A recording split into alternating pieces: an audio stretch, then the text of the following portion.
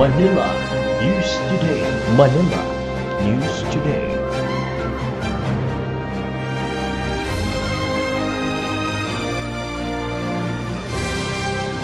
Manila News Today.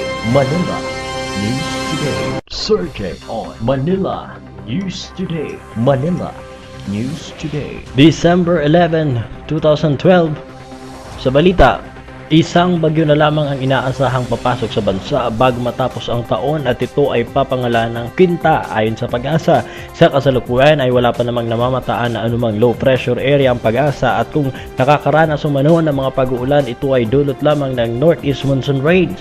Samantala, nalusaw na umano si Bagyong Pablo kung saan naging low pressure area na lamang ito habang papalabas ng bansa kamakalwa ng alas 4 ng hapon.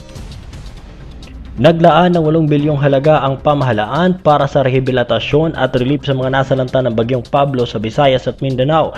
Ayon kay DSWD Secretary Dinko Sulaiman, siniguro aniya ito ni Pangulong Noynoy Aquino para matulungan silang makabangon muli.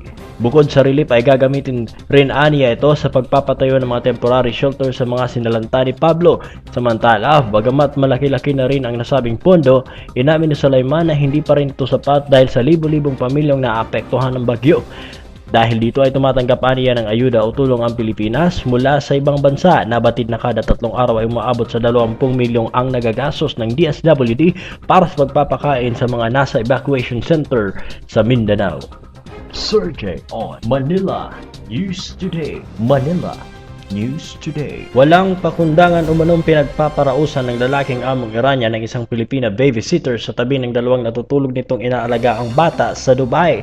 Gumulong ang pagdinig ng kaso nitong December 9 sa Dubai Criminal Court kung saan iginiit ng 26 anyos na akusadong salesman na consensual sex ang nangyari sa pagitan nila ng 29 anyos na Pinay nani na sadyang hindi pa pinangalanan. Ibinida pa ng amo ng Pinay na makailang beses silang nagtalik, subalit base naman sa testimonya ng Pinay, nangyari ang pambababoy sa kanya ng sir nitong Hunyo 11 ng kasalukuyang taon sa bahay sa Alwarka, Dubai.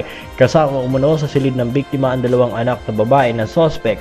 Isa ay may edad na 4 habang 1 taong gulang naman ang kapatid nito. Muli nga arangkada ang pagdinig ng kaso sa Disyembre 23. Tinawanan lamang ni Archbishop Oscar Cruz ang sinasabing katapusan ng mundo sa December 21, 2012 batay sa prediksyon ng Mayan Calendar. Ang Mayan Calendar ay isang pinakamatandang nanguhula sa katapusan ng mundo kung saan isa sa bawat 5 katao sa Estados Unidos ang naniniwala dito, habang ilang residente naman ng China at Russia ang nagsisimula ng mag-panic buying upang paghandaan ang Doomsday. Sa France, nagsisipag-akyatan na sa bundok ang mga tao kung saan pinaniniwalaan nilang ililigtas sila ng mga aliens sakaling dumating na ang pagkagunaw. Ayon kay Cruz, karamihan sa mga naniniwala sa mga ganitong prediksyon ay mahina ang kanilang pananampalataya at kultura dahil na rin sa epekto ng makabagong panahon. Dagdag pa ni Cruz, ang dapat na paghandaan ng tao ay ang kanilang kamatayan kung saan naging matuwid ba sila sa kanilang buhay. Pinaratangan ng grupong Solidarity for Sovereignty or SFS sina Pangulong Noynoy Aquino at Speaker Sonny Belmonte na mga mamamatay tao. Sa pahayag ng SFS, ang hayagang pagkatig ni Aquino at Belmonte sa RHville ay malinaw na pagpatay sa milyon-milyong mga sanggol na hindi nabigyan ng karapatang mabuhay. Ang bagay na ito ay matuturing umunong genocide o kung saan responsable si Aquino, Belmonte at ang lahat ng mga mambabatas na pro-RHville. Ayon kay Montaire, ginagamit ng Pangulo ang mga pork barrel ng mga mambabatas para matiyak na mailulusot ang RHville. Inihalimbawa nito ang nangyaring impeachment noon kay Renato Corona kung saan binayaran umano ni President Noy ang ilang mga senador para mapatalsik ang dating Chief Justice. Ang SFS ay nagpaabot ng suporta sa CBCP kasabay ng itinakdang botohan sa RHville sa Miyerkules. Mismo ang retiradong leader ng simbahang Katoliko ang umawat sa umiinit na debate sa pagpapalit ng religious affiliation ni pambansang kamao Manny Pacquiao, kaya ito natalo sa 2 magkakasunod na laban na ang huli ay ang pagkaka-knockout kay Mexican kontra Juan Manuel Marquez Kamakalwa. Ayon kay Lingayen Dagupan Archbishop Oscar Cruz, masyadong malabnaw kung ipupukol ang sisi dahil sa paniniwala ni Pacman sa Diyos. Ayon kay Cruz, kaya natalo siya ay pagkat napuruhan siya ni Marquez. Pinayuhan din ni Cruz si Pacman Aling Junecia na huwag sisihin sa pagkatalo ng anak sa pagpapalit nito ng relihiyon dahil magkaiba ang boxing sa pananampalataya.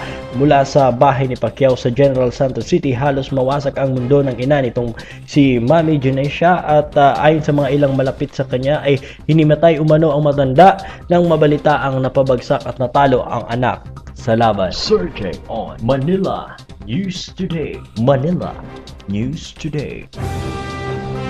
Manila News Today. Manila News Today.